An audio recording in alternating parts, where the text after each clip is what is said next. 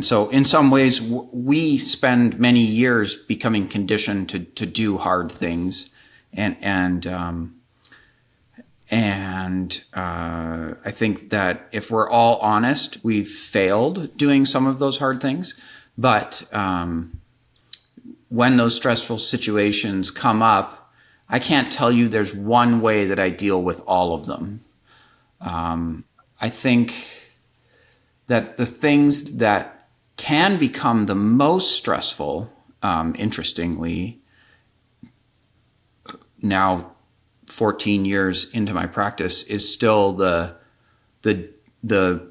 people part. You know, you still want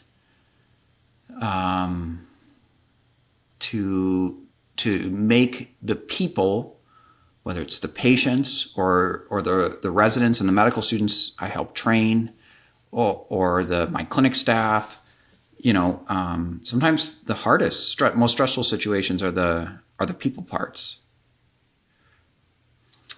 I think the biggest thing that I know I do is I can bring my frustration home with me. And it can definitely make me withdraw from my family, which is probably the exact opposite of what you should do. My wife, who takes a huge amount of credit for being an amazing support to me throughout, you know, the 2 years that we were dating and married in medical school, and then 5 years of residency, a year of fellowship, and then the last 14 years of practice. She leans into me and tries to find the things that she knows that she can do to help support me. You know, I also lean on other family and friends. I have mentors who do what I do. My father and some of my brothers are also physicians, and so I'll sometimes call my father on the way home from work just to tell him about my day that's frustrating. You know, that you don't always think about, but that's one of the ways that you can relieve the frustration is to talk about it.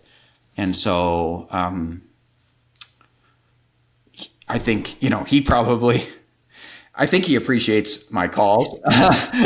Or he's smart enough to know for the last 10 years that he's been talking me off the ledge. You know, sometimes it's hard for whatever field you're in to talk through these difficulties with people who are not in your field, which is why I think mentorship can be so valuable, because, you know, and maybe the mentor's not exactly doing what you do, but has some reference point for what you're going through. You know, my friends who are in the military, I don't feel like I can relate to them about some of their experiences very well, where they need somebody who maybe has some similar experiences, because the point of reference is very difficult.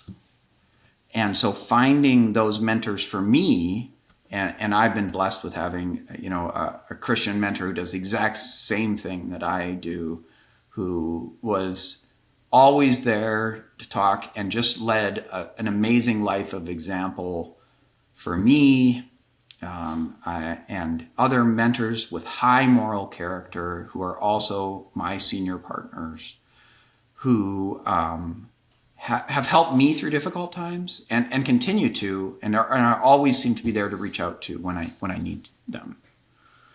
And I pray that I can be that for others as well. I think the best thing you can do is take 5 minutes or 10 minutes, and if you find that you're coming home stressed, to spend that period of time, you know, doing something uplifting to your spirit.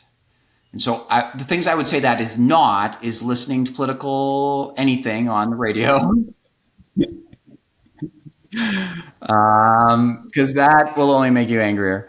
But I do think that taking the time to play some music that's uplifting while you're driving, and then when you get home and you park in the garage or whatever in the street or wherever you're doing, or walking home, or listening to your phone, that you're doing something uplifting. Because I have had it in my life before where the exact opposite was happening. So I would be, doing something that was not helpful to center my spirit on God.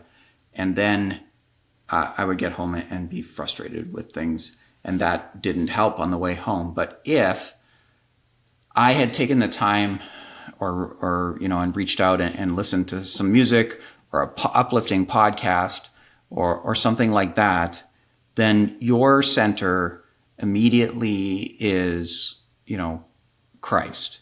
And so from there and from that repetition, I think you can get closer to that peace that passes all understanding. And so that's one of the things that I would do. The other thing I would do is absolutely talk to somebody about it.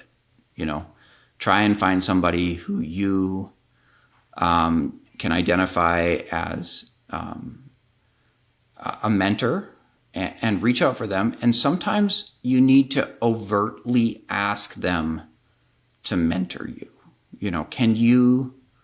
Do you have 5 or 10 minutes once a day to or twice a week or whatever, to help mentor me or to listen to me talk? Because especially since COVID, we talk to fewer and fewer people.